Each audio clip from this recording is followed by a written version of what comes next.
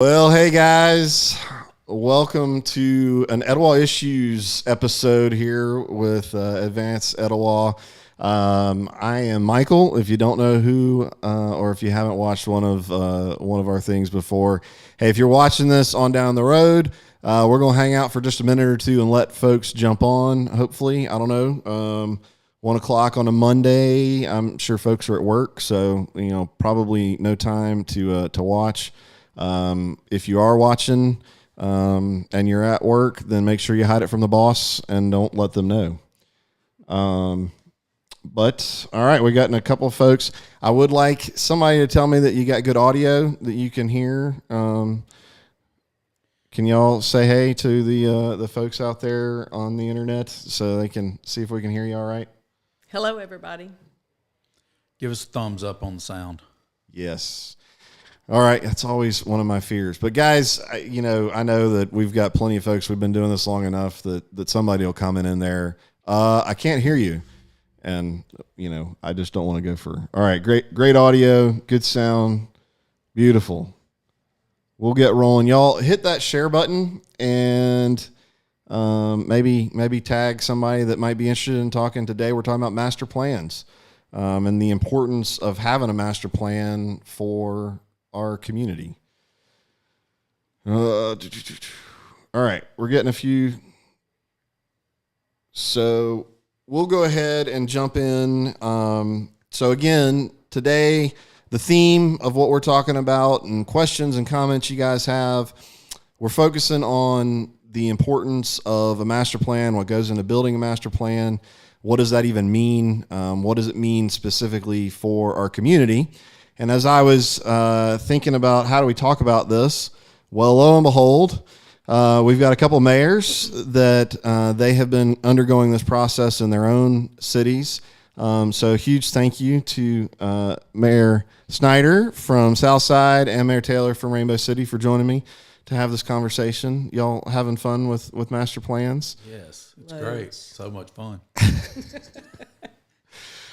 From my time in the military of spending a lot of time planning, I know it's one of those you hate doing it, but then once it's done, you really realize the value in and a lot of it isn't necessarily in the product that you end up with, but the conversations that you have along the way. That's right.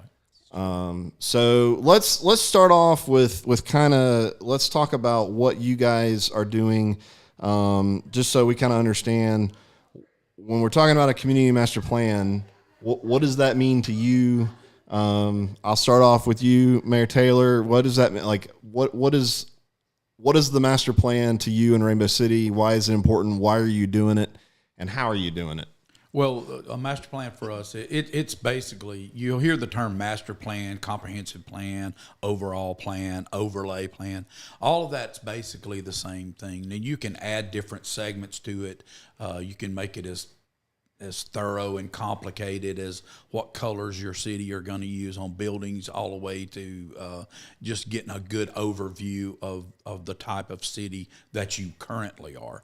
Now, what we're doing is a true comprehensive plan, which is to look not only at our city, but look at our adjoining sister cities like Southside and overlay and make sure that we don't replicate and duplicate things that are being done well there. So to do that, we kind of have to get into Mayor Snyder's and Mayor Means and Mayor Guyton's business just a little bit so that we can see what is best for Rainbow City. And in our case, we're not only doing just the ordinances of the city and finding out if our laws and statutes are strong enough or need to be realigned in some way. We're actually looking at, where will our city be 5 years, 10 years, 50 years from now? And to look out 50 years, we know that what we're trying to grab is a really nice general idea of where we're going.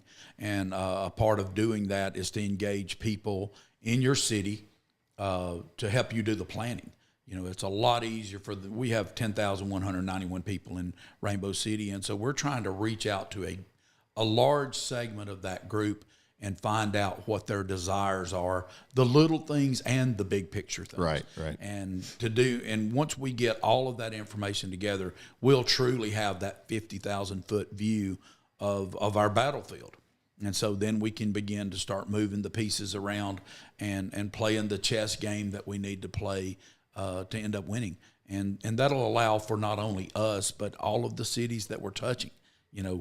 We talked all along through this last situation about cooperation and doing things together. By situation, you're referring to the rendering plant. Yeah, you had told us we're here to talk about master planning.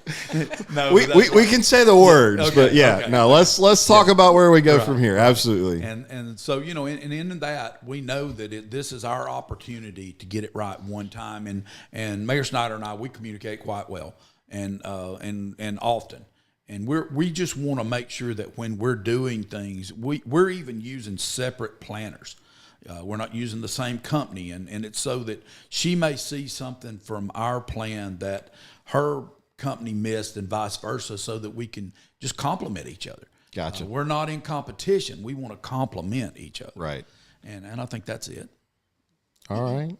So, Mayor Snyder, where have you been? Like, what was the process that you've kind of gone through? Mayor Taylor mentioned hiring a company. So I'm legitimately asking these questions because I'm not, I've never been involved in that. So are there companies that that's what they specialize in and they come in and do it? There are, like he said, we're using two different companies right now. Okay. We're using Goodwin Mills and Kaywood, and what we're doing is a strategic plan. So a strategic planning process that will, look at the small hanging fruit that we can maybe show and do immediately, and then also some long-term goals, so short and long-term goals. We've got a really good team with GMC. We've put together about 20 citizens that are different ages, religions, political affiliations, business owners, planning commission members, just a variety of people who are working on a steering committee to help shape that plan right now. February 23rd, we're going to have another one of those meetings. We've had our community meeting. We had 60 or so residents show up for that. Mayor Taylor was a part of that, came to that meeting. So February 23rd, you've got a February 23rd, public we'll meeting? have our, not a public meeting, Not a but public the meeting. steering committee meeting. Okay.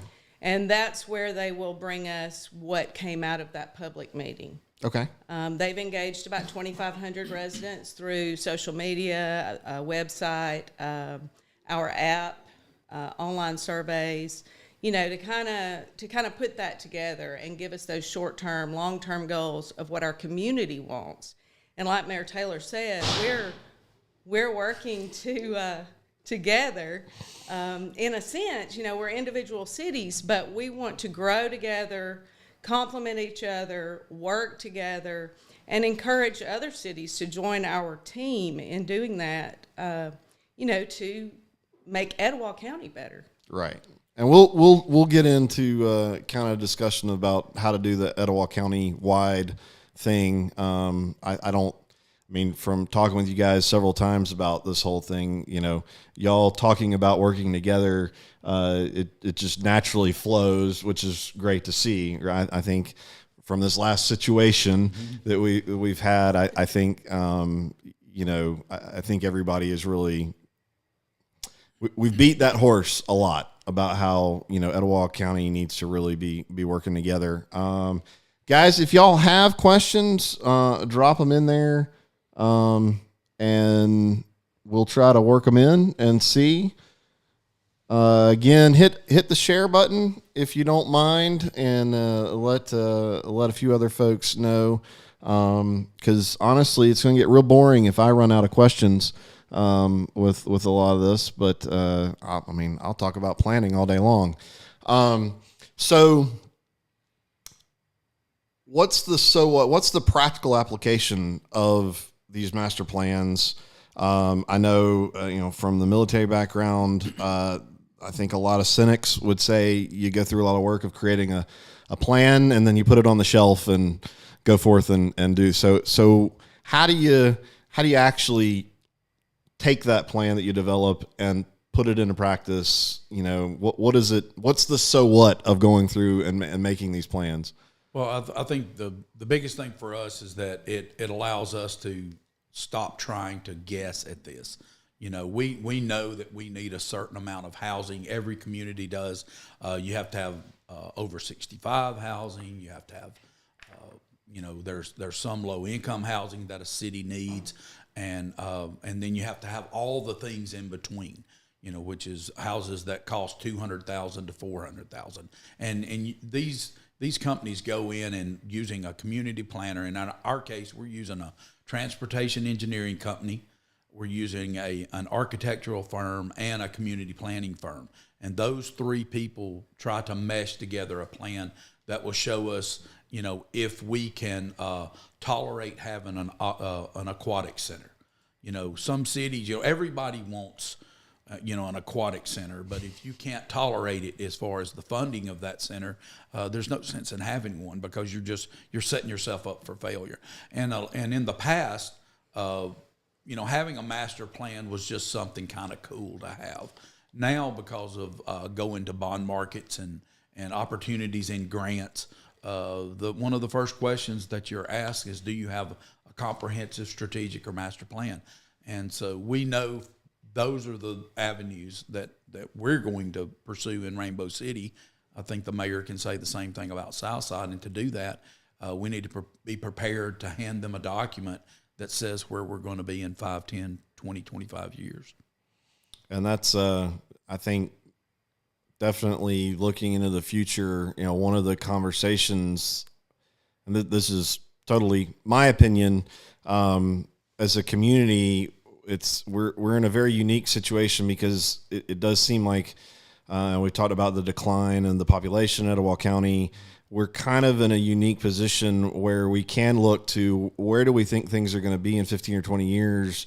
Now's a great opportunity to work to that instead of what was working 5 years ago or even what's working today, because by the time we figure out how to implement that as a community, and that's in terms of business growth, industrial development, all of those kind of things. Obviously, as you sit here with a bunch of computers and what I do for a living, the technology world is, it's done nothing but exponentially change.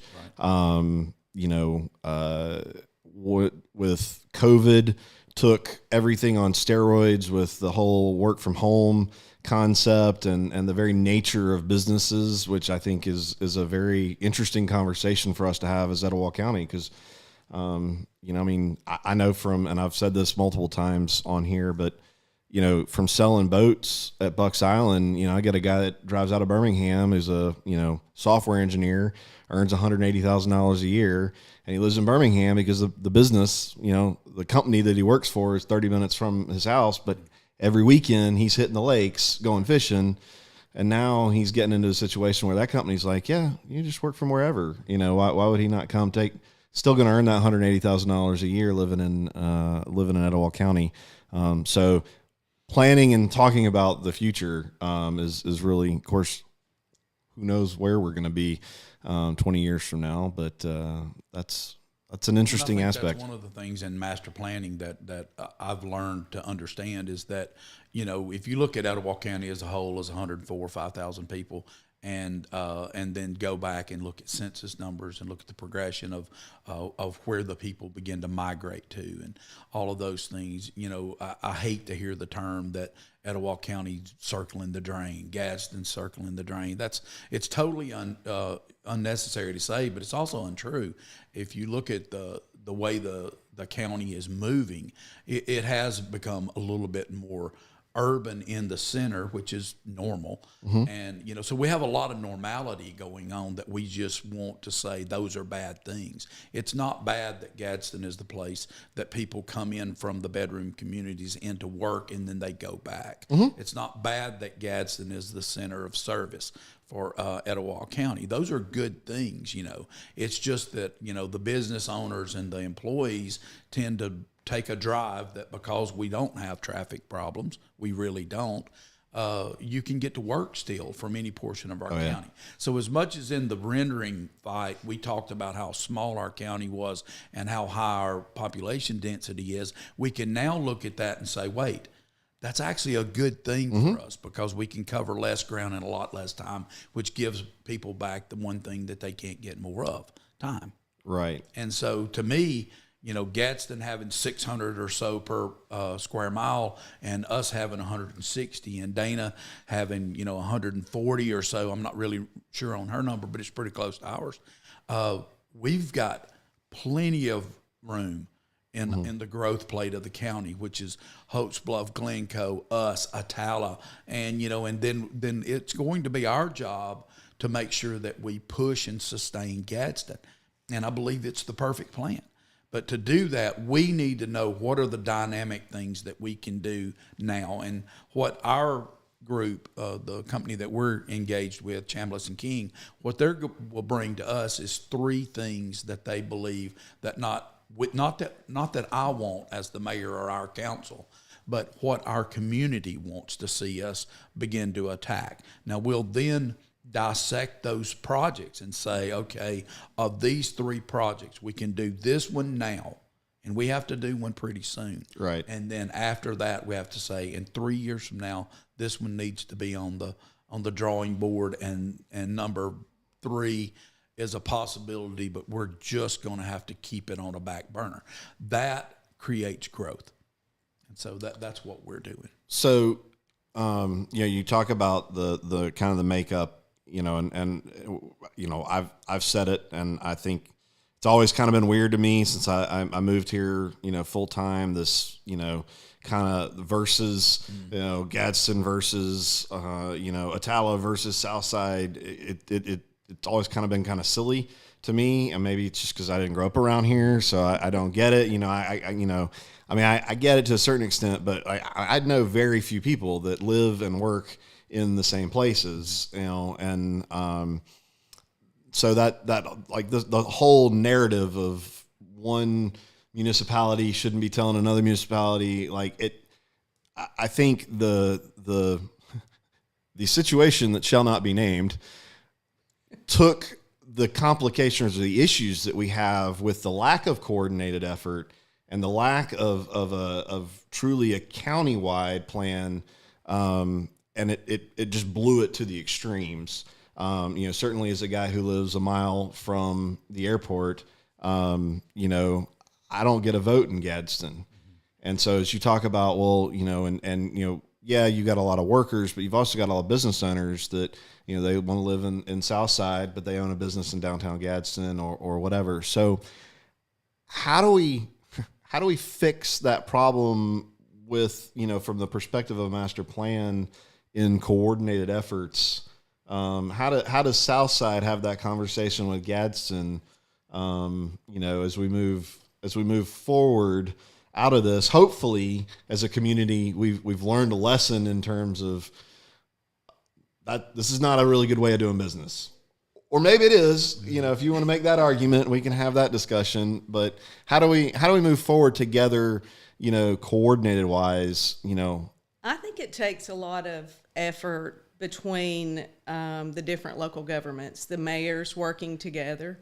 And we do have a good mayors association. I think that there needs to be more effort put into that. I think that rather than just, going out and having a meeting and having dinner, we really need to talk about issues, and we need to talk about Rainbow City's plan and our plan, and what is the county's plan. I think the county plays a big role in that too. And I think we have a good relationship with the county now. So I think it's just, an effort that needs to be put forth by all of the mayors and the commission and the council. And it needs to be community-driven, Etowah County community-driven. I think so, too. I think, one of the things that you hear people say is that there's a lack of communication, but I can't find that. I speak with Mayor Means quite often. I speak with Mayor Snyder very often. Talk to Scott Reeves way out in Hoax Bluff. And, Scott will call me and offer services, if we're Way out in Hoax Bluff. Yeah, way out in Hoax You Bluff. can give them Right. everything's relative. Yeah, it is. That'd be across town in Yeah, Atlanta. That's right. Yeah. And I think that's the best part of being around here is that I can call Chris Hare and he'll pick up the phone. I don't have to go through his secretary or any of those things. And I believe that we talk about communication. We are communicating now probably at a level that's not been seen in the past. We do have a great mayor's association. Scott leads that, Scott Reeves, and it allows for us to get together. And I think now that we've kind of got the butterflies out and everybody can be in the same room and it not just be a social event, we are beginning to speak on, to our problems. And what's my problem may not be Dana's. And so she can give me, perspective on some of our situations in Rainbow City. And so can Chris Hare. He can breathe life into me by saying, hey, this is the way this works. I was very lost in the understanding of the Metro Planning Organization and was able to get, advice not only from Dana, but from Scott and from Larry Means, of explaining to me how the MPO works, and once they tell you how it works, it makes perfect sense. But until then, you're just looking at these spreadsheets that just will never make sense to you. And so I'm the kind of person that I need to know for me to be able to speak on it. And so what I try to do is to go to the mayors and find out what's going on. So I'm sure there's a ton. You mentioned the MPO, and I know because I would have had no idea a year ago. Can you explain the MPO and what that? I mean, I think that's a piece of the master plan and implementation of a master plan. Can you explain that MPO and what that is, what they do? Do that. The MPO is a metro planning organization, and it basically brings together all of the municipalities, the Alabama Department of Transportation, the engineers from the city, and they come together and they set guidelines on what the big projects are. And it's mainly the large thoroughfares, bridges, infrastructure needs, those kind of things. And then they set a priority list of those things based on a grading system. And that's engineer work. I don't really get into that part. But then we meet as a group and basically say, yeah, that's a good project. We need to move forward with that. AlDOT makes some approval and has engineers on, at our meetings to say, yes, these are good projects. It deals not only with infrastructure transportation, but also with public transportation. In the case of Gadsden, they have the only public transportation system in the county other than the county's DART program or whatever that's called. So those two entities have that, which means that our county is sitting in the room with the mayors. Our commissioners are there, all of the engineers, and it's a time when it's work. I mean, they get down to work and have outside agencies come in and educate us as to the needs of the county-wide infrastructure system.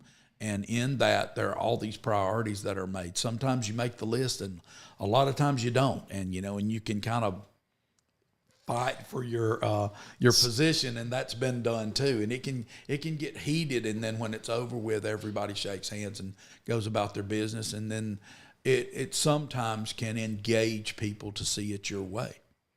So is that a mechanism to have like the discussion of, well, do we prioritize finishing 759 or build a new Southside bridge? Is that or one of those pieces of having that conversation? Some of those, those projects are in the MPO. They have to be in that plan. Right. If you're not in that plan, then the state's not going to move forward with anything if the money were to become available.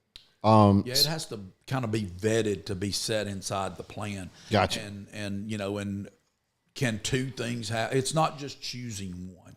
It's a matter of I'm not trying to say that you can only do one at a time, but one of the things that I is near and dear to my heart from the things, and again, stuff I did in the military as a planner, is that the boss has got to set prioritized goals that allow you to manage the resources. If I've got enough resources to do all of it, that's great. And it doesn't really matter what number 1 through 10 are. Right. But if I'm only got enough funding, or I've got enough, for me, airplanes, I've got enough people to do the top 4, I need it prioritized. And so that's what I mean in terms of, hey, if they can happen simultaneously, great. Right. But at some point, there's got to be a mechanism where we go, okay, well, we as a community think this thing in the county may bring pay more dividends down the road than this thing. And this is, we get in and, roll up sleeves and throw fists and decide on.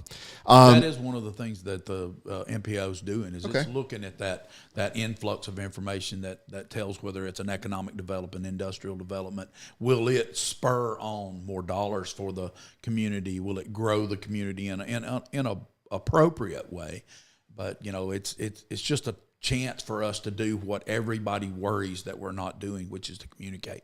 And we get to do that. And I have to put a plug in for the Alabama Department of Transportation. They allow mayors once a quarter to come up and actually sit with the director, John Cooper. He's a wonderful man. He's brilliant. And Mr. Cooper puts us in a position to be able to kind of walk in there and lay it at his feet and say, this is a problem that we have. Whether it's inside the MPO or just a little nagging problem that we have in the sense that leaving Westbrook School on Steel Station Road, we needed a right-hand turn lane. And Mr. Cooper guided me to another area to be able to find some Build Alabama money, and we got approved for a grant. Okay. And we start that turn lane this month.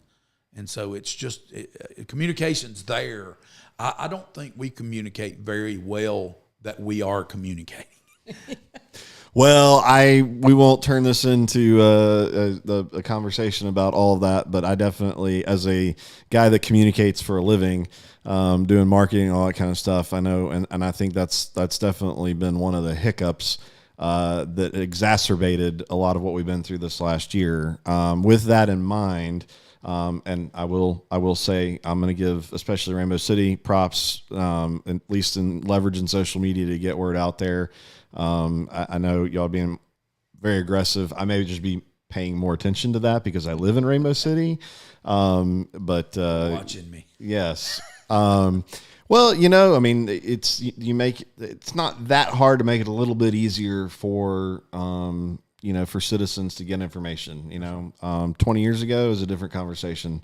So with that in mind, and maybe I should know this, where can I get that MPO? Where can I go get that information so I can see what those, is that published anywhere? You can actually get put on the email list. It's a public meeting, open public meeting that anybody can go to. All right. And it's broken down into 3 groups. You have a Citizens Advisory Committee, which are people that mayors appoint, just a person that may or may not know about roads and bridges and that sort of thing. And you can be placed and appointed to that board and get to go and attend those meetings. They are the ones that come up with a lot of the ideas of what's next. Then we also have a Transportation something committee, TCC. Is that right? Transportation something. Yeah, Transportation something committee.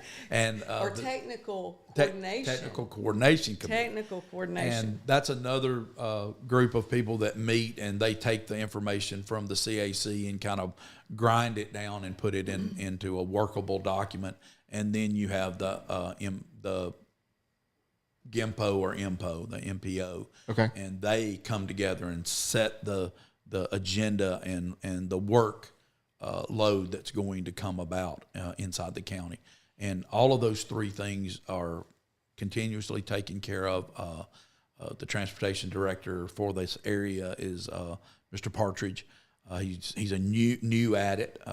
Came in after a guy had been here for 15 years that was very knowledgeable, but he's doing well. I think he's got us all steering and headed in the right direction. So the last thing I'll throw in with the MPO, and I think I'll also ask this in terms of the context of the master plan.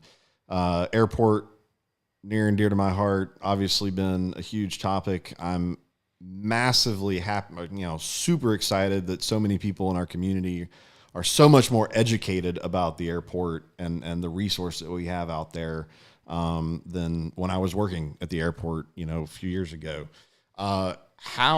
So is the airport a part of any discussion with that MPO process? And also, has that been anything that's been in a discussion? Obviously, neither of you own the airport, but has that been any part of any discussion in terms of the master plan development or where y'all are going? I've not heard, in the MPO meetings, it's mostly about, I guess, roads and bridges and that kind of infrastructure. And the reason I pull that over and correlate, and just I'm kind of curious, because ALDOT is obviously a critical piece in the development of the aviation infrastructure. So for us in our master plan, the airport is a portion of it, because it's our neighbor. We're touching the property that the airport owns, obviously. Right. And so for us, it's very critical that we have that discussion. And it's one of the things that I ask that it be included, is to make sure that we're not just building Rainbow City and looking at Rainbow City. And so even in the sense of our comprehensive groups, where we brought together core focus groups and we went out to people in Rainbow City and said, come tell us what you want, come be a part of this. They all showed up, but then we also brought in someone from the outside. We had people from Etowah, Gadsden, we had people from St. Clair County. We brought in people from over in Southside and said, we're talking about Rainbow City, but tell us how Rainbow City affects your life. And we know that airport has a very critical effect on our area, and I think it's the hidden jewel. I do believe that. I don't say that a lot, honestly, but it's proven itself that it's a critical asset for us. And so I'd love to have it. I will say that, but there's a shameless plug. But well, I definitely I'm a big proponent that we got to figure out how to get that airport to a situation where there is buy-in and leadership because it is a regional airport. Yep. It is something that can impact so many. Easily Southside, certainly Rainbow City, and that's something that's always kind of confused me. Again, since I moved here full time and really I started work at the airport and found out the board, I'm like, this doesn't make any sense to me. I can't imagine where you wouldn't have all the other municipalities have some mechanism to do that. And I hope that, talk about the level of education for a lot of the populace around here. I know a few folks that I've talked to, like Christy's one of them. I don't think she fully understood why so many of us from the aviation world were so over the top adamant and passionate when this render implant thing came up, about, you got to be kidding me, and now I think as people have gone, oh, wait, and then the opportunities that are out there. So I think we went through an educational period in Etowah County and in the surrounding counties as well during that time of understanding what aviation really does mean to the economy. It's an incredible driving force. And when we go to the League of Municipalities, there's always someone there that's speaking about airport activity and the ability to bring aviation into the part of your, they talk about computers, clean technology, aviation, environmental concerns. And those are the things that they just continue to hammer on to tell us, if you want economic development, you find a way to plug into those sectors. And I think that's what we're doing. It's finding out who we are in a master plan and them identifying us as, it used to be, and I've said this, and I don't mean to step on Dana's turf, but, it's been said before that Rainbow City and Southside are bedroom communities. Well, the truth is Southside right now, at this moment, is a bedroom community, but it's a strong, strong community. It's a live outdoors community. And I learned this during their planning, that I got to go and enjoy the meetings with them. And we found out that we are a blended, very diverse community in Rainbow City. And then you've got Gadsden. That's just a juggernaut of business. Right. It's a business community. And we get to complement each other if we'll choose to. Yeah. We do have to choose to. Yeah. Yeah, absolutely. And just to be clear, when I talk about, people not knowing that much about the airport and aviation, all that kind of stuff, I don't mean that in a negative way. I mean, it is, years ago, the people that own the airport, I will say, shame on them for not getting smarter or going and finding people that were smarter, and figuring out how to run that better. But as a community wide, you don't know what you don't know. That's right.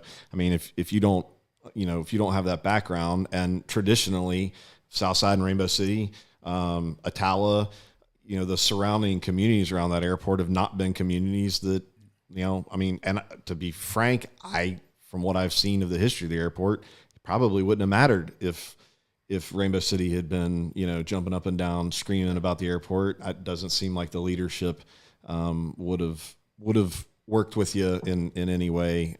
So I don't know that we ever engaged subject matter experts into those conversations at the time. I made, I don't know, a couple of hundred parachute jumps in the military on Gadsden Airport. Yeah. That drop zone. I along with Chief. God bless you for jumping out of a perfectly good airplane. Yeah, I've never seen one. Fun. I've never seen one when it crashed, ease into the ground. So we felt it was a really good idea to go ahead and get out. Yeah. And so they take off really well. It's just that landing part that I'm not okay with. But I was with Warrant Officer Bill Courtney, who just recently passed away, and we surveyed that drop zone for parachutists, and and that's been 40, 30 something years ago, and which is crazy. But I think it just you're not old, Joe. You're not old. No, not at all. It just got put in mothballs, and that's not you being a Navy guy. I know that once they put a ship in mothballs, it's very rare that they can bring it out and use it again. Yeah. In this case, we found the saving grace, and honestly, I know people are not going to like this, but probably the best thing that happened to this area was a failed rendering plant opportunity, and I think because it pulled some things out of mothballs.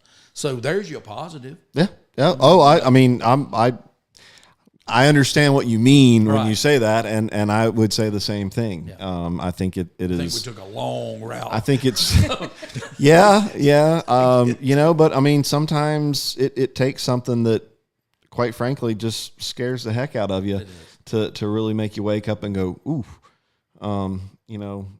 maybe I ought to be working out more. Maybe I ought to be eating better. What really things that go, maybe I ought to think about what's really a priority in my life. And I think that's definitely something that seems like has occurred in the last year. And which is what gets us to, all right, so we are where we are. Where are we going? Which that's what that whole master plan concept, is for. And it's nice to see the citizens getting involved. And, I think that's I guess I'd say a double-edged conversation, because, I'm guilty of being the citizen that, I'm just too busy. I don't have time. I don't have time to take that survey. I don't have time to, and you go, well, then you might get a chicken rendering plant, right. Who knows? Or you just, hey, if you trust Joe, let him just, and there may be plenty of people that would say, sure, well, whatever y'all have, which actually, if you look at the way that we did our survey, we offered our survey countywide. Actually, we offered it to anyone that wanted to take it, that had any understanding of what Rainbow City in our area would be. And, and we had quite a bit of people. As a matter of fact, 1/20 of the citizenry of Rainbow City answered our survey, and they were very straightforward about the things that they want. Now, some of them are, what I would consider harebrained, but we're not going to, right, be able to reroute and send the Coosa River back north, but we can do a lot of really good things, and that's where we got. Hey, for enough money, we could change. We can turn it around. Yeah, we're going to need an influx of money, but. And I think Coosa River Keeper might have a different opinion of the way to go. And I want to go back because we were talking about bedroom communities and mixed community and things like that. But everybody in Southside has to cross that bridge every day for something, whether it's groceries, retail shops, dress shops, the mall, wherever they're going, restaurants on Broad Street. And they do. We spend a lot of time and a lot of money in Gadsden. We spend a lot of time and money in Rainbow City. And there are things that are going to work there that will not work in Southside. But, we do. And people in Rainbow City and Etowah and Gadsden, whoever works at Honda or sends their kids to Southside High School has to cross that bridge every single day. So we are one county, one community. Yeah, I mean, I think it's, back to that concept of, it's really kind of a ridiculous conversation to talk about us as though we're, separate, right. That we shouldn't be. I mean, that should be a given. I mean, I don't know that other than on a Saturday where there's absolutely no ball games to get the kids to, no band things to get to, where I actually get a day to sit at my house and do whatever it is I want to do. There really isn't a day that I'm not in a minimum of 2 municipalities around here. That's right. Usually 3 on a regular basis. And I know, there'll be exceptions, but I mean, most everybody I know, at least in my peer group. And when you got kids and you're trying to get to, it's a silly, again, that's one of those things that struck me is like, this is just kind of a silly conversation to have that we're not all working together. I used to say, you look at a map and really what anyone should care about is the big name that shows up when you go to Google Maps and you see Gadsden, and now out of this rendering plan, I'm like, well, yeah, you do, but I think we really need to be Etowah County because I don't know that I want to be as affiliated with Gadsden as I used to be. But we'll change that, and I say that tongue in cheek, but that's the reality. Is and I look at like Tuscaloosa. Very few people. I guess I would say normal people look at Tuscaloosa and even know or care about North Point. It's all just Tuscaloosa. It doesn't matter, but they seem to work together for the benefit, as a whole community. So, I mean, again, back to kind of where we've been as a community, it's almost like we don't have to reinvent wheels. Right. There's dozens of successful models that we can look at and figure out how would this work for us to steer in the right direction, which is kind of part of where we are with Advanced Etowah is not that like, hey, we're trying to come in here and take things over. We're just simply have this conversation of there's some just so basic things that are broken. Right. If we can just fix those, then that can set us up to really, have more complex conversations. I mean, obviously we can't stop having conversations about building bridges and all that kind of stuff, and we need to continue that. But, when you've got one of your major municipalities that their budget discussion doesn't seem to involve anybody, like that's a basic thing, and what's the involvement of pulling the city of Gadsden into having a community-wide master plan or county-wide master plan when, there's pushback to the citizens that are simply asking questions.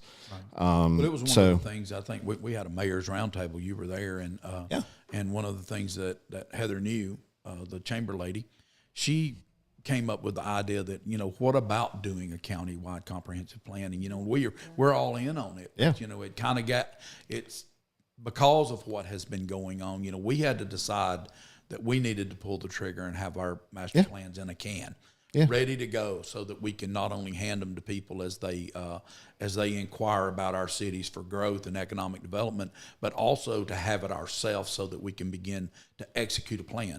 Having a plan's just it's a frivolous idea. Right. If you can't execute on that plan, there is no sense in having one written. Yep. And and in our case, we're both looking at a couple $100,000 to get these plans drawn up. Yeah. That plan's going to get used. It's going to be executed if I have anything to do with it. And I believe the same of Mayor Snyder. I think they have to be reviewed, amended, and implemented for years to come, because it's not just about what we can do today. The shiny new decorations we can put up or the event we can put on next summer. It's about planning for the future. I think a lot of people have a hard time looking 20 and 30 years down the road because they're like, well, what if we don't have this land? Or what if this doesn't happen? Well, you've got to have the plan in place, and then you review it and amend it as time goes on and things become available or something else becomes Right. available. Yeah, Well, and if I'm unavailable to Mayor Snyder and the people of Southside by saying I don't care if we get a bridge, because for me personally, I go to Southside to get a biscuit at Jack's so I'm always in Southside, but I'm there and back.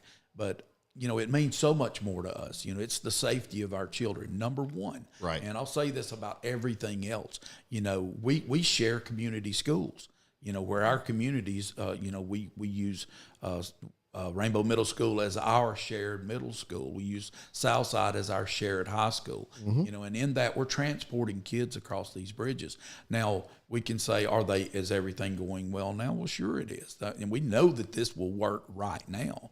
But we also know that if I'm willing to stymie the growth of Southside, I need to stop sitting in meetings with Mayor Snyder about a bridge. But I'm not going to not be in those meetings.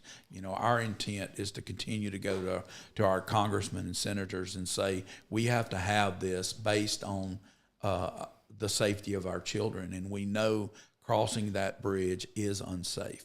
The amount of accidents on either side of that bridge is unsafe. So it's in both of our master plans. We know that portion of that river is going to overlap in both of our plans. Well, and for economic growth, you're a mixed business and residents. So there are people who live in Southside who are going to be driving to Rainbow City to work or to Gadsden or to Etowah. So I don't know anybody that lives in Rainbow City and works in Southside. Like I have for the last 4 years. But I make that drive. But again, it's one of those things where we know that we're in the growth plate of the state of Alabama. Etowah County's caught in that growth, that economic development growth plate. And because of that, we need to make sure that we make Southside available for our future growth. I said a minute ago, Southside right now may be considered a bedroom community, but 25 years ago, so was Rainbow City. Right. And I'm telling you, those things, if we don't begin to look 20 and 25 years from now, Southside will not look like Southside. Right. Now, that may not be what Southside people want to hear, but I don't think Rainbow City people wanted to hear it either. But if that's planned, and I've heard Ms. New from the chamber say this, if it's good growth, we don't need growth. Absolutely. We need good growth.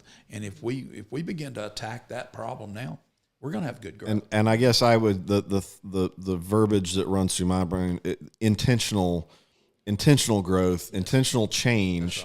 Because the one constant is that it's always going to change, whether it's a pandemic or 10 years ago, who would have thought that Apple and Facebook would have changed the very nature of how we live our lives, so who knows what's going to happen. So you need to put thought and be intentional in how you're going to adapt to those. If you sit there and think nothing's ever going to change, then you'll be, Sears shutting down all your stores, or you'll be a community that will die. Your change might be negative, or you might wake up one day and go, wait, why did all this stuff get developed around my house? When was I didn't ask for all this, and that needs to be intentional and planned. And how you do it. My council and I, we're going through an economic development academy with the League of Municipalities right now, and one of the things that they immediately struck a chord with me was that the leader of this thing is a long-term. He's considered the guru of economic development, Neil Wade. Mr. Wade said to us, "How critical can you be of yourself? If you're not willing to say, I'm slightly overweight and bald-headed, you can't figure anything else past that." And so I'm talking about him, not me. But of course. You have to be critical of what you're doing, even when you're doing great things. And and that's something that I can say about Southside and Rainbow City, because those are the two that I know the most. We're doing great things, and we still have to be critical of what we're doing. We have to continue to check ourselves and tweak and just move it just a little bit to find that sweet spot. That's what we're going to continue to do. And a master plan just really makes us puts us in a position not to have to do so many tweaks. And I think these master plans too, you were talking about the county, and we're the ones working on master plans or strategic plans right now, but I think those can be used in a countywide plan when that does happen. Right. Yeah. You know, we can fit all these pieces together and have a good foundation. Yeah. No, I mean, I definitely, as a taxpayer in Rainbow City, I'm happy that y'all are taking the time. You know, obviously the ideal would be, you know, doing this all as a county-wide, but, you know, I mean, we don't live in a world of ideals, Right. you know, and so, Well, you know, I've yeah, had you're going to be opportunities- far better prepared if we can get to that point. Right. You know, then, you know, so yeah, I mean, I've had the opportunity to explain our master plan and what we're doing, you know, to our county commissioners, and we're affected by, you know, 3 or 4, but we're all affected by every one of those guys, and you know, they understand that if we do this, you know, they know that they'll be kind of pushed to do that next level thing, and it gives them motivation to bring it all together, and I think we save them some work. You know, maybe that's one of those good buy-ins that we'll have, is that we buy into their situation and they buy into our plan. And I think it's an incredible opportunity for this county. That would be bad if we end up with a countywide plan that goes against what, So one interesting question that got thrown in here, let's see here. So is there a percentage of maximum amount of rental houses in Rainbow City and Southside? I think there are too many residential rentals in Gadsden, which several areas are overrun with rundown houses. That, you know, that's a very in the weeds conversation about planning, and I'm honestly, it made me kind of curious in terms of, is that even a discussion? Is that something that you do as a municipality? You do look at your the number of rental properties you have. You look at the demographic properties that you have, which would be anyone that's in an area that can afford up to. Right. Or between this number and this number. You know, like right now, we know in Rainbow City that we have a need for senior housing. We know that we have a need for homes between 200 and 300,000, and we also know that we have a need for homes above 750,000. Now, who would have guessed? You know, I mean, because we look around in Etowah County and say, you know, anybody's living in a $750,000 house doesn't have a problem. Well, they have a problem finding a house. Yep. Yeah. You know, Well, especially in the recent market. Yeah. You know, who would we want to attract to this area? Well, I wouldn't mind being around some people that make that can afford a $750,000 house, because we know what those people do. They employ people. Mm-hmm. And you know, so I think you know, interlinking all of those things, but going back to the question about rental houses and rental units, you know, you do have to maintain a balance in that, you know, without violating anyone's, you know, ability to have Right. fair housing opportunity. But you still do have to balance that. The worst thing that we could have is to not be able to have the places for the people that are service workers, that work in service industry, not to be able to live inside our municipality and stop some of the transient moving. You know, in our case, we have a lot of medical professionals, and we found this out in our survey, that go to Birmingham to work. You know, we need more medical economic growth so that those people can stay home, you know, and work inside our county. So we know that has to do with not only the amount of money that these people are making going to Birmingham, but it's also where they live, how close they are to the interstate. There's a lot of consideration that goes into that. Sorry, just trying to catch up on some of the comments here. But I'd say another thing, and I know this is probably me getting into another mayor's business, but the city of Gadsden does have quite a bit of rental property, and it's because it went through the 2008 time when there was a lot of homes lost, and those homes, they were bought by developers and then put back out as rentals. Rental property is not necessarily bad for a city. It's very it's the underprivileged rental property. Right. It's the property that's being taken back, you know, and put back out onto the market without having rehab. I know Gadsden does a very good job inspecting homes. We're doing an inspection of rental property now, and that is our job to change those numbers. I've always heard you don't want to be out of balance. I don't know what the balance is, Right? because that's individualistic to each Right. municipality. In our case, we're told we need to stay somewhere around 30% or less in rental property. We're at that number. Right now in our census numbers that came back, we're in a nice balance. I just don't want us to lose that because we took our eye off the prize. Yeah. Well, and one thing that makes me uncomfortable is seeing a government develop, and this isn't residential rental, but retail space. It just seems that anytime where you're going to get into where you might be competing with somebody else, I mean, the government can take a loss and just charge more taxes, for people that want to develop retail space. So that's a whole different discussion, I think, to have in Gadsden. But that's something that makes me personally, again, just my personal opinion on it.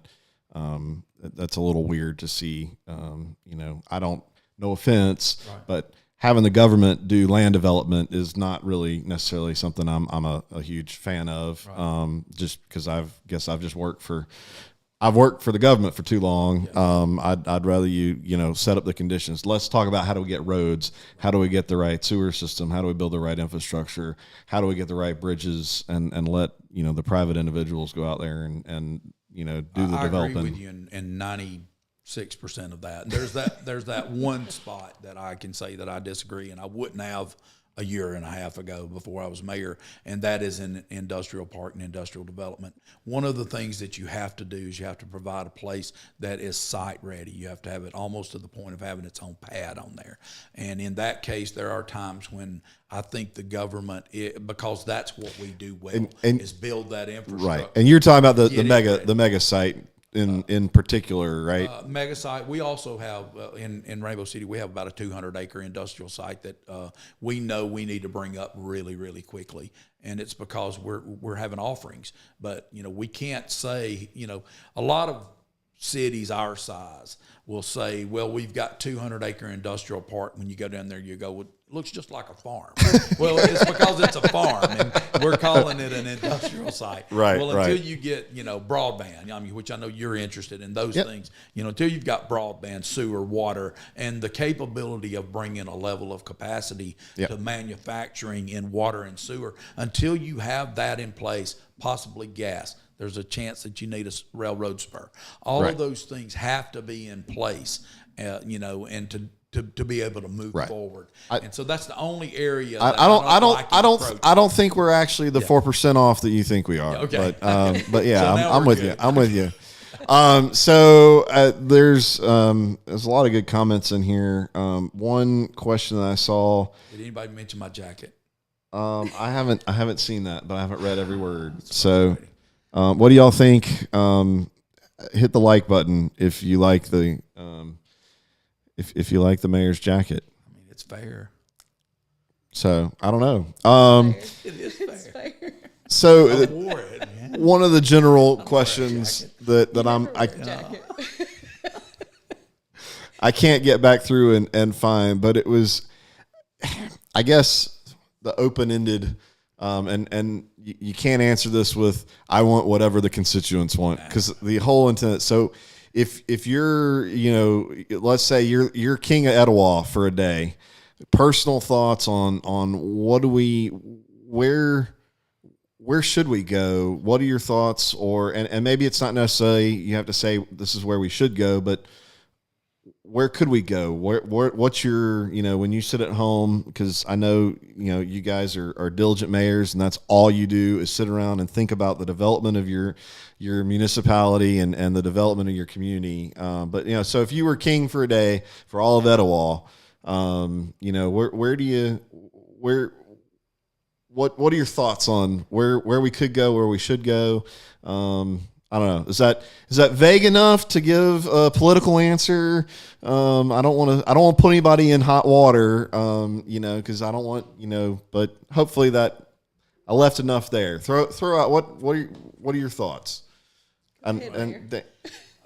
Dana does this because she knows I'll get started. But for me, it's the ability to reach out to my counterparts and them answer the phone. It's showing due respect to the political offices. I think that as much as we've done well in the last year, we've also torn at the fiber of something that really does work or can work, and that's local government. It's the last line of defense. It's the one thing that when you're down there and people start talking about parties and bipartisan or partisanship and all those things, the truth is it really doesn't matter if you're Republican or Democrat when it comes to being a mayor in a city my size. I'll say that. Right. And the reason being is because when your limbs need to be picked up, they need to be picked up, right, and they're not red or blue. If your son, needs community service to help him because the family doesn't have enough money to pay for tickets in court, you need someone to intervene that's not going to ask you, let me see your political affiliation card. Right. I think we bring it down where the rubber meets the road. It's fun. There's no doubt it's a challenge. But the one thing that I know Dana's heart, I believe in this, and I know my own. We want you to understand that you can trust again. There's been a 14, 15 month vetting and litmus test of these two mayors as to whether you can be trusted. We're trustworthy. Now, I can be an idiot. There's plenty of people they'll hit a like button on You've that. jumped out of perfectly good airplanes. You've proven that. Everything you didn't know. And somewhere in that, I hit my head. And so you have to know. And you ran for mayor. And I ran for mayor, and I've been run over by a car. So those things being put together, I understand that we don't trust and that we can't believe everything that comes out of a politician's mouth. But, I will say this. I'm not a politician. If my life was okay before I decided harebrained enough to do this. Right. But it's just a time now that we begin to do what you're doing here, which is to start pushing the good pieces back together and see if we can build back a pretty picture. Yeah. That can be done. Well, I have all the hope that can be done. And I will say this, too. He says he's not a politician. I didn't run to be a politician. I didn't run to get reelected. I ran to do a job. So it's a job. Well, so you went a kind of a different way in the intent of the question. I guess I'll throw it. I'll narrow it down just a hair in just a second. And I will say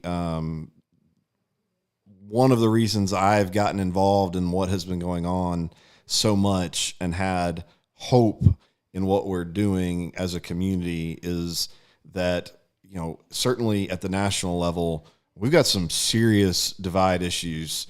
We talk parties or whatever your ideology, but when you do get down to the community level, that's one of the reasons why I go, okay, I'll give it a shot. I'll put my time into trying to do this, whatever this is, and have this conversation and pay attention, because you're right. When the trash needs to get picked up, that's what community. Do we need a road here or not need a road here? That really has nothing to do with Republican or Democrat. And that's one of the things that I look at and go, okay, I'm exhausted thinking about national stuff, right? And I have no idea how to fix that stuff. But hey, do we need to repair our infrastructure? Do we need a sewer system that can handle what we're throwing at it? Do we those are all conversations that really has nothing to do with do I want to live in a community that is the chicken capital of the country, or do I want to live in a tourism based that's a conversation that I think we just have as neighbors. Right. Well, what do you want to live in? So I guess I believe we build the big picture from the ground up. I think it starts at local politics. I think that it's our charge to become trusted, to allow for trust to seep back into City Hall. And if we do that, then and we continue to reach out to our next level politicians, our next level servants, I think it can correct itself, but I don't think it's going to correct itself from the top down. It has to start from the bottom at the grassroots level. And if we build a groundswell, which we know now that it can be done, a community, a county can rise up and say, that's enough of that. We're going to go in another direction. And, you see it in these local elections. If you're asking me, how do you change this? I would turn around and say, do it for us. Elect some people that'll do their job. Vet them for who they are, not by what their name is. When I brought together 4 people and they said, I said, I'm going to run for mayor. Tell me what's going to keep me from being the mayor. And one of them said, you don't have name recognition. You're not a politician. I said, I'm known for other things. I'm known for being a businessman, a soldier, a firefighter. Those are the things, could probably be a pretty good little backyard preacher. But in those things I'm known for, don't believe that it's because I didn't deliver a check to the Kiwanis Club. It's because of the things that I went out and I worked and developed a community and helped people and employed people and came to their house when they were at their worst time as a firefighter. That's what I did. That kind of person, and I know I just really went on an ego trip, but that kind of person can build back your community. You just have to lay trust at them. You gotta trust. Southside has to trust that Mayor Snyder has every person in that area's best wishes at her heart, and I do believe that. Well, and I think that goes to an underlying thing that I've been pushing and will continue to push, especially as we go through an election season. There definitely comes a point where we as citizens have got to do the hard work. Certainly, one of the things I've set forth as a goal is to try to make it easier to do the hard work, to be able to look and learn about the people that are becoming leaders or trying to be our leaders. But there is the ultimate leadership, and that's the whole point of our entire governmental system, is the citizen. If you choose the wrong people, then you get what you've chosen. So somewhere down the line we stop blaming ourselves for putting them there. Well, and that goes back to what you were talking about in that planning. You've got to be self-critiquing, right? You got to acknowledge that you're a little overweight and bald. Right. And if you're not as citizens, it's about accountability. Then you got to go, well, if you keep putting, don't complain. Right. If you're not willing to show up to things, but there does come a point, which I think is back to the whole communication in our community, and we're all busy. That's right. It's insane, and we can have a whole other conversation about whether that's really a good thing for us as a society or not. But when I set out to try and figure out and learn how our community runs, it's very hard because the information's not out there, and whether, and I don't want to jump into, is that by design or whatever. Certainly some yes, some from what I've seen, they mean well, they just don't know how to implement. But nonetheless, it does ultimately come down to the citizens have got to put in the work with choosing the people that they're going to put in charge, and then interacting, in the right ways and voicing their opinions. So, and I think we went to sleep at the wheel, and we put some people in there. And we're not the only community that's done that. No doubt about that. But what we can do is we can put some people in there that we look at, we vet, we trust, and put them in place, and then check them. Yep. Go and show up at their office and say, hey, what are we doing now? But you've got to understand, just because you had confidence in them in the beginning, if you leave them to their own devices, they will come up with an answer, and you may not like that answer. Yep. So continuing to stay engaged, I think one of the things that came out of this whole thing was the appointment of boards. I cannot tell you how hard it is to appoint people to a board because no one wants to serve. And I understand they don't have time. Right. We're in a world where you don't have time. So there's that whole thing of why are there dual people on boards? Well, it's because that's the only person that would say yes. It's the only guy that likes stale chicken fingers when he meets, and those are the people that we force them into this servitude of boardship. Heck, volunteer for a board and tell them I can only do it for a year. I had a guy on our commercial development board that told me, I will give you 1 year. And I will say that may be the predominant problem that you've got in Rainbow City. I think it's not quite weighted that much in the city of Gadsden, from what I've seen. But that's a whole other conversation about how you do. But yeah, I mean, the point is 100% valid. If you're not willing to get in and be a part of the boards, then don't complain. Right. So back to the citizens, we've got to put in the work and, I'll say this too, and it's not just about boards, but when you ask for volunteers to help with things, you have all these people on social media saying, we want to see you do this. We want to see you do that. We want to see this. We want to see that. We'll help you put it together. Yeah. We'll come up with the ideas.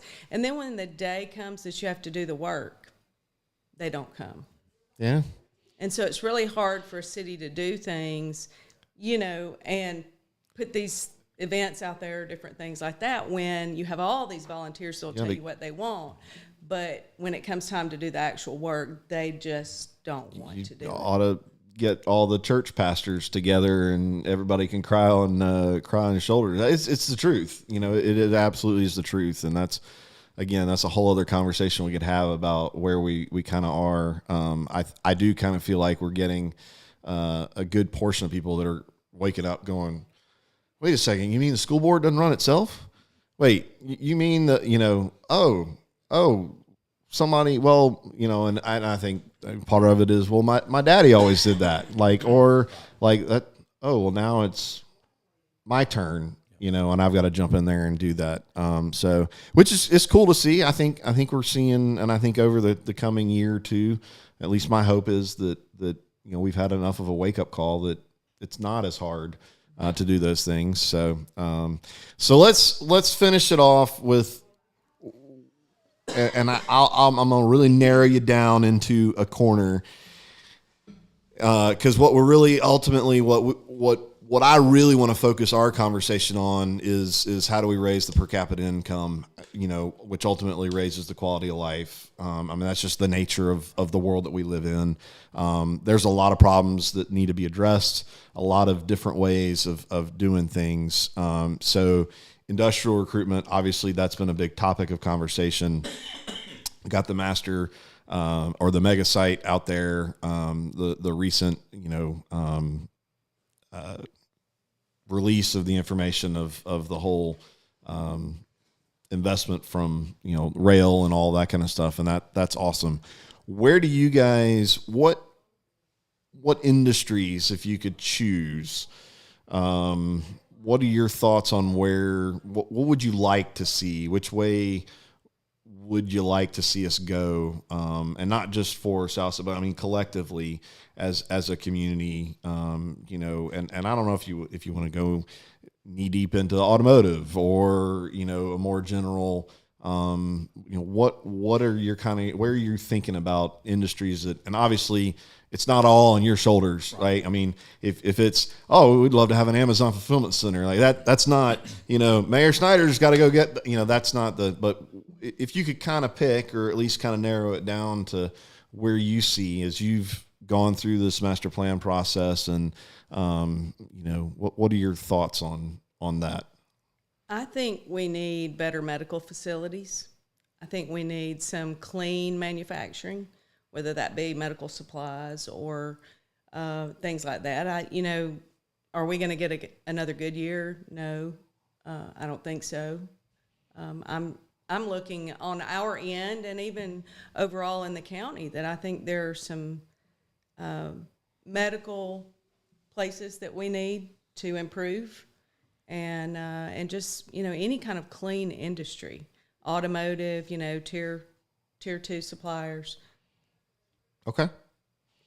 Thoughts, man? I do have thoughts. Believe it or not. I think for us, I think the county wide, I know that we can sustain and equip with great employees, a tier one at the mega site. I'd love to see that. We know now that the state is seeing that and identifying that, or there wouldn't be the influx of money that there is to that area. I mean, it's all just putting pieces of the puzzle together, and I think they're helping us get those pieces in place. I think the strength right now that we see in economic development, what I'm understanding in this academy that I'm in, is that it's electric vehicles, it's supply chain management to the major manufacturers for automotive. I want to see automotive. I think not only is that good business, but it's good pay. It's long-term employment, and it's an economic boost to our area that will do something that, because of the effect of COVID and what we learned in supply chain management, it used to be that an automotive industry was spread out over 120, 140 mile concentric circle. Now we know that that's drawing down into a smaller community. And what is the one thing that Etowah County has that nobody else seems to boast about? We're small, we're tight, we have a lot of people per square mile. We can train people, we can put them into an automotive industry, and those daggum people need to come here and set up shop, because we are in a perfect position to show ourselves as being the thing that we did for years and years in manufacturing at Goodyear and Republic Steel. And now we can do something different in a different time for a different generation, and we can do that. Yeah. We're ready for it, and we're about to be open for business. You know, that's going to happen because we have progressive leadership in this county. There are some new people that are going to go in. That's just the way the system works. When they go in, if we can all just begin to lean into this, I don't think it's a problem. I think we're leaning into a solution for probably the first time in 70, 80 years in Etowah County that we are prime property for people, and it's because of that one thing. We're tiny, and tiny's going to work this time. We're small and we're compact, and we're built for speed. I'm telling you, we're a killing machine. I mean, we know how to get it done around here. Well, and I don't get the challenges with the mega site being, I mean, literally across a major interstate from an airport with 2 runways, one that's 6,800 feet with plenty of room to develop. I mean, I think you're right that there's so much potential there for it just takes a little vision and a little push and putting the effort in. I know, Gadsden State's more than investing in preparing for the future. You talk about electric cars. One thing that I think about, like self-driving vehicles. I mean, you listen to autonomous trucks. Everybody can think about those things are things of the future, but those things are things that are going to be real 10 years from now. They're going to be built.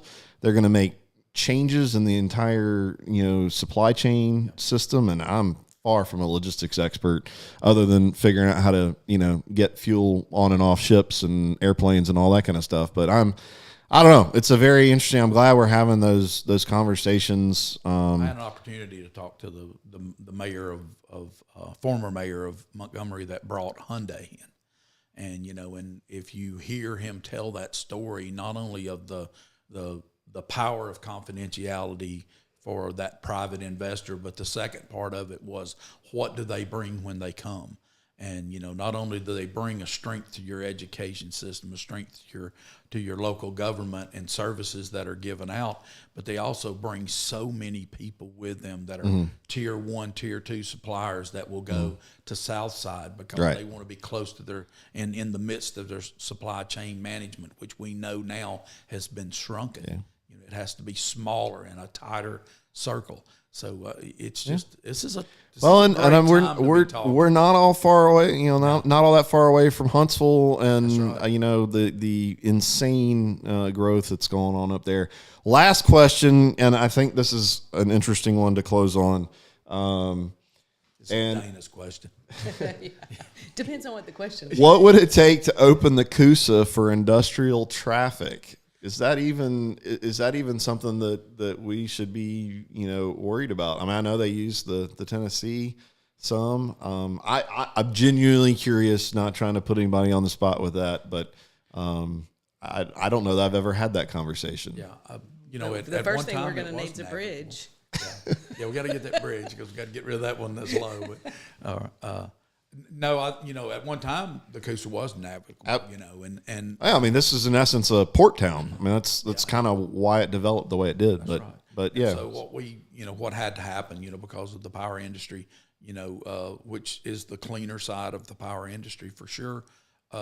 I don't see hydroelectric going away. Right. We bypass those and put locks in. There are locks, in place. Right. Other places, the Tom Bigby project that was built back when I was a young man, it was to bypass some dams and to do some things like that. So I don't know. I don't know if that's a way higher level than. Oh yeah. It's been done. Yeah. No, well, I'd just be, whether the juice is worth the squeeze. I mean, back to the conversation of if they're going to develop the rail, if we're going to have, by the time you got all that stuff done and you've got autonomous trucks that, you don't have drivers that have got to sleep. And I mean, there's a lot of, I don't know. That'd be an interesting. I would be more interested in seeing an unmanned rail and unmanned trucking interstate system than I would be to see any of the other things. Well, it's kind of the same reason why we went away from using, water as the main, we developed the interstate system and all that kind of stuff. But it's a good question. I think it's definitely, it's one of those. It makes me know somebody's out there thinking. Yeah. No, well, I mean, I obviously focus on Whoever that was outthought me. That's for sure. Yeah. Well, I guess I appreciate y'all hanging in for as long as you have and spending the time. And I think it speaks volumes that you're willing to give your time to have these kind of conversations and do this.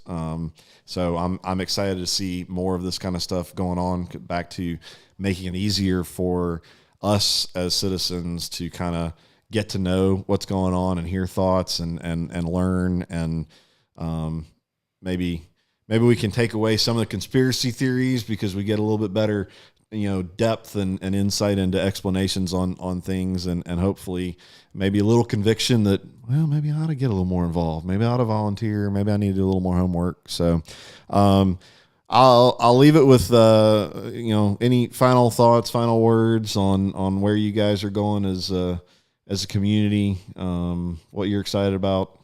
I'm excited about getting the basics of this strategic plan on February 23rd. And even though it's a steering committee meeting, I would welcome anybody that wanted to come to that. It'll be at the community center, February 23rd, I believe at 6 o'clock. Okay. So anybody is welcome to come to that and give some input, or just listen to what they have, what they found out through all of the contacts they've made. Okay. All right. And I would just say that from the county commission down to our level, you've got capable leadership. I'm not going to say there's not weaknesses in spots, but these are people that love their communities and love this area, and give them a chance. If you don't like them, go out there and replace them.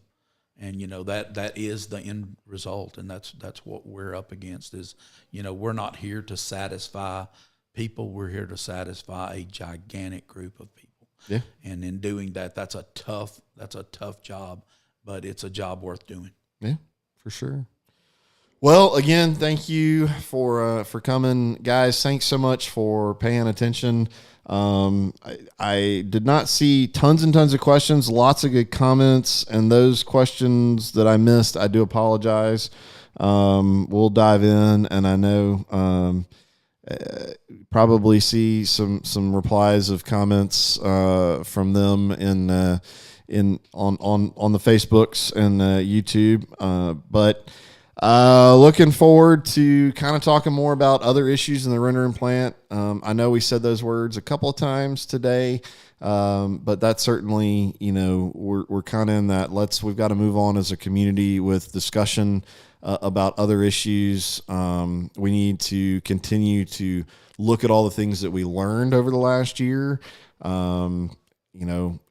ask a lot of questions, get smarter on a lot of things. Yeah, that's kind of where we're going with these future conversations. I'm looking forward to talking more about, how do we fix some of our education issues in the community? How do we get after more of the infrastructure? What do we need to do with the boards, any of the restructuring of any government, any of that kind of stuff? How do we get things done the right way? How do we restructure the airport authority so that we can avoid some of the problems that we've had? All those conversations, I think it's going to be good over the coming weeks. And then eventually, I guess we'll start talking to candidates. And honestly, I'm not all that excited about that because that's a much more political conversation, and I'm just not finding that all that fun. But God bless you guys for putting your necks out there and doing what you've done. So thanks guys for paying attention. Thanks for engaging. Continue to do that. And well, we'll see you on the next one. All right, guys.